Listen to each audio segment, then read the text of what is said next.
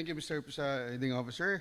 As we open the privilege hour, may I request Mr. Presiding Officer to deliver my short speech, and this is with regards na naman po no, sa ating mga barangay officials. Please proceed.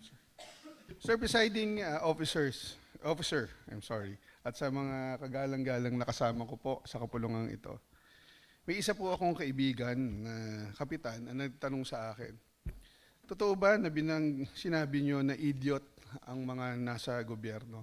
Ang sagot ko po, hindi po. Iniimbestigahan pa lang namin kung ilan po ang idiot at i-report ko po pagkatapos kung ilan po napag-alaman namin na idiot po. At hingin ko na rin po ang pagkakataon to para makahingi po ng pasensya kung meron pong ibang pong nasaktan at baka nadamay pa po dito sa ating nabanggit no, na sinasabi nga natin, in general naman po ito. At maganda naman po yun, no? Magandang paalala sa ating taong bayan na huwag po tayo maghalal nung alam po natin na magkaiba po kasi yung idiot talaga at nagtatanga-tangahan pagdating po sa batas. At Mr. Presiding Officer, dapat po talaga ang aking pong speech ngayon ay patungkol po dun sa aking natutunan. Nagpunta po ako sa Cebu dahil inabot po natin kasama po si Konsehal Warren Inocencio at Konsehal Buboy Agustin na nandun pa rin po para pa sa patuloy na pag-aaral sa mga infrastruktura na nadamay po sa na naapektuhan po ng lindol, ay dun rin po dapat ang aking pong speech.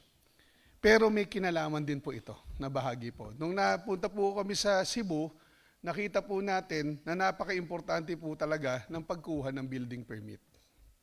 Dahil karamihan po doon sa mga infrastruktura na bumagsak ay malamang may kinalaman po sa una, wala pong soil test.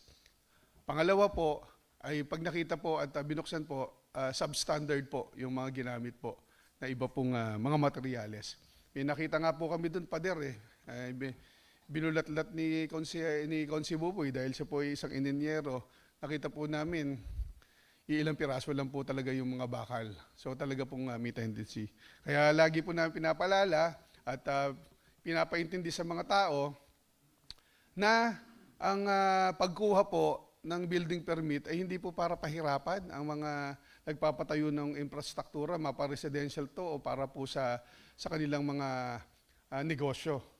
Bagkus ito po ay para masigurado po no, ang ating pong kaligtasan no, ng lahat po na mag-occupy. Kaya nga may occupancy rin na permit no, after ng building permit na sigurado pong safe po ang mga titira dito. Ngayon po, dahil po sa lindol, sa Cebu, umaabot na po sa mahigit na 70 na individuals po, no, mahigit 70 po no, ang nakakalungkot po no, na binawian ng buhay dahil po sa trahedyang ito.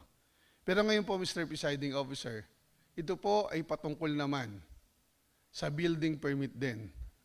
At bakit po may nanonotice na ipatigil po at in violation po dahil nagpapatayo po ng infrastruktura na wala pong building permit. At hindi lang po ito minsan din po patungkol din po sa no, kung bakit po tayo kumukuha ng building permit, para din hindi lang po sa safety ng mismong titira doon, pero pati po doon sa ating mga kapitbahay. At minsan kahit nakakuha ka pa na po ng building permit, dapat din po pangangalagaan nyo rin po yung mga kapitbahay nasa paligid nyo na maprotektahan din habang kayo'y nagpapatayo. Pero ito pong ipapakita ko, maganda na rin po, no? Alam ko po kasi baka ma-preempt po ang ating pagdinig sa Blue Ribbon dahil alam ko ay meron na rin po nagreklamo nito mula sa ugnayan hanggang sa meron na rin pong formal na nagreklamo patungkol po dito sa isang para hindi na po baka magalit na naman sa akin ng ibang kapitan. Kagawad naman po ito. Itong kagawad na ito, no, inireklamo po. Pero maganda po, mapakita ko po itong video po. Tingnan po natin yung video na kuha po ng residente na apektuhan po dahil po sa kapabayaan. Yan po, yung nakikita po natin yan ay bumubuhos po ang mga semento na nanggaling sa nagpapagawa ng bahay. Hindi po yan umuulan. Pakiulit po. Maikli lang po yung video. No? Pakiulit po. Tingnan nyo po. Kala nyo po umuulan. Yan po ay mga bumubuhos na semento. Ganyan po. At yung bubong ng kapitbahay punong-puno na ng simento na natuyo. At ang nangyari po, nung araw na iyan, Mr. Presiding Officer, ako na po ay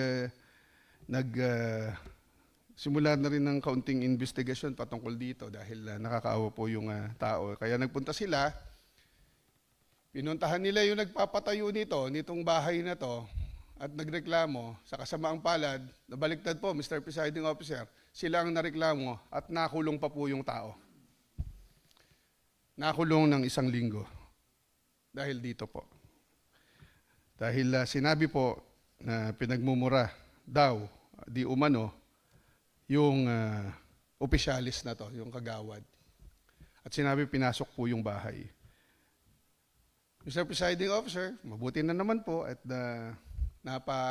nakalaya na rin po ito. No? Pero hindi po dito natapos, Mr. Presiding Officer. Nagreklamo na naman tong si Kagawad. Pinatawag sila sa lupon, Mr. Presiding Officer, dahil may nag-post daw tungkol dito sa pangyayaring to. Ang tinignan ko yung post, anonymous po ang nakalagay. Pero pinagbibintangan yung kapitbahay. At ngayon, dinimanda na naman daw. At ngayon, pinatawag din. At ang sinasabi, Mr. Presiding Officer, makabalik lang ako dun sa una. Pumunta daw, di umano, si Kagawad habang nakakulong. Itong inireklamo niyang kapitbahay, napakulong niya. At may pinilit na isulat mo ito. At maganda, malamang lalabas din naman po ito kung sakali matutuloy po ang mga kaso. Sigurado ko may lalabas po na papel na to. Na pinasulat daw, ang sabi kasi, isulat mo lang, aminin mo lang na minura mo ko, papatawarin na kita at pirmahan mo.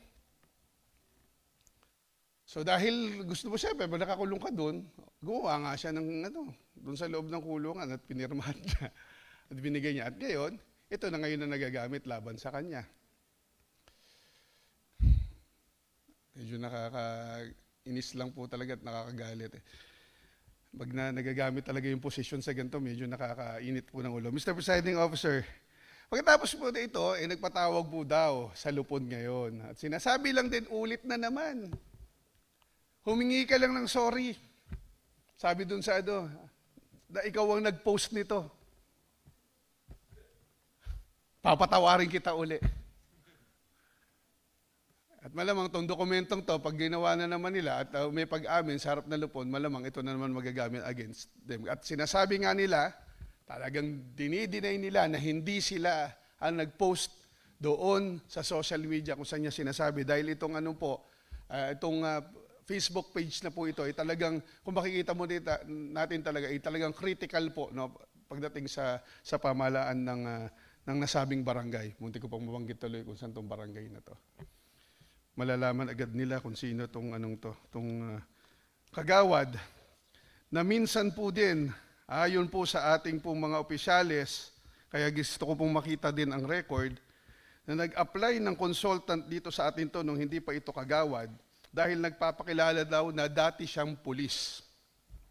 At yan ang gusto kong aalamin kung totoo siyang dating pulis dahil yan ang sinasabi niya na siya ay dating pulis kaya siya po ay nag-a-apply noon sa Peace and Order. Nung ako pa po ang OIC at hindi po ako pumayag, ay ilagay siya na consultant, walang papel. Yun yung walang papel na consultant sa Bantay Pasig.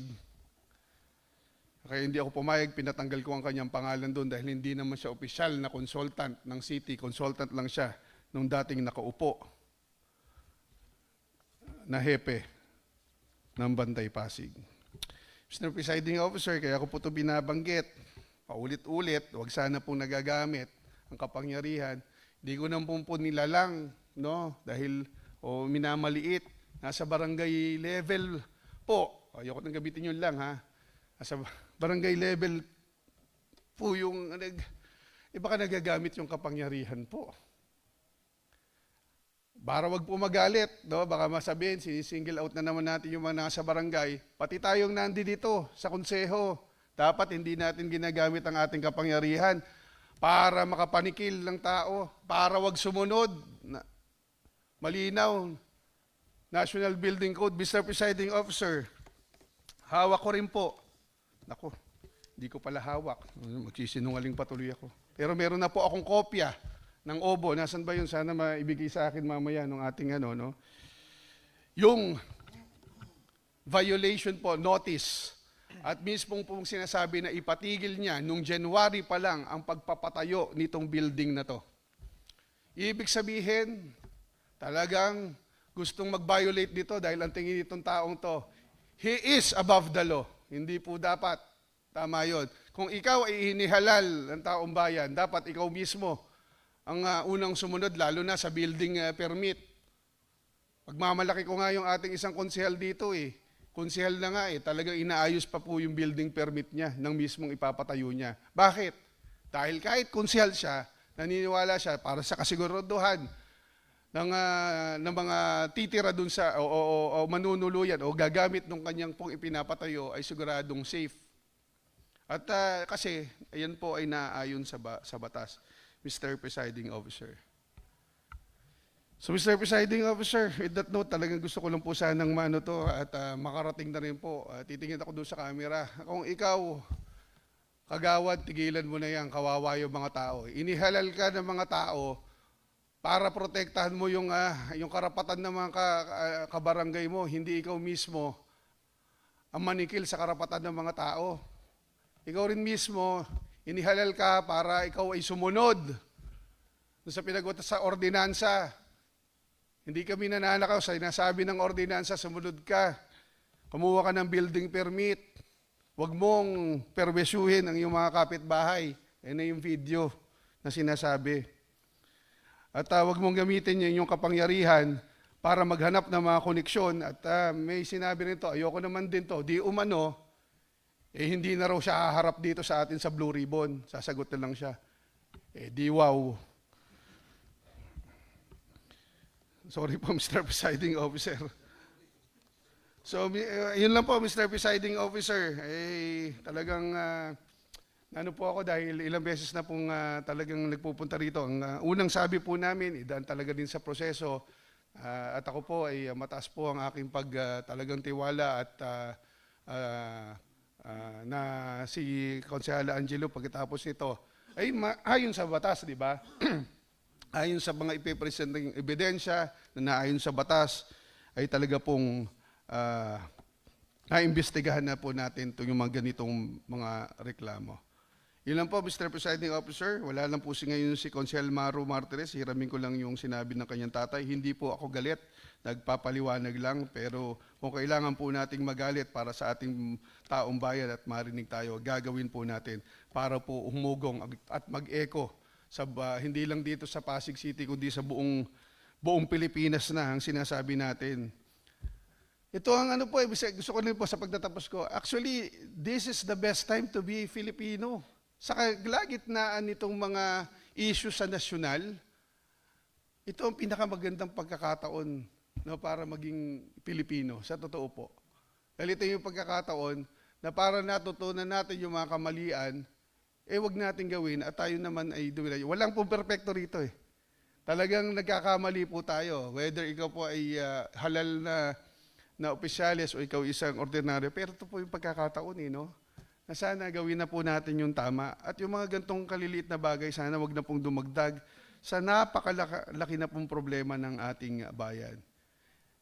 Itong best time po para patunayan natin, hindi lang bilang halal na opisyalis o inihalal na opisyalis ng ating gobyerno, kundi bilang isang ordinaryong Pilipino na kaya po nating magmalasakit sa ating kapwa at sumunod po sa batas para sa ikauunlad ng ating minamahal na bansang Pilipinas. Yun lang po, Mr. Presiding Officer, at maraming salamat po.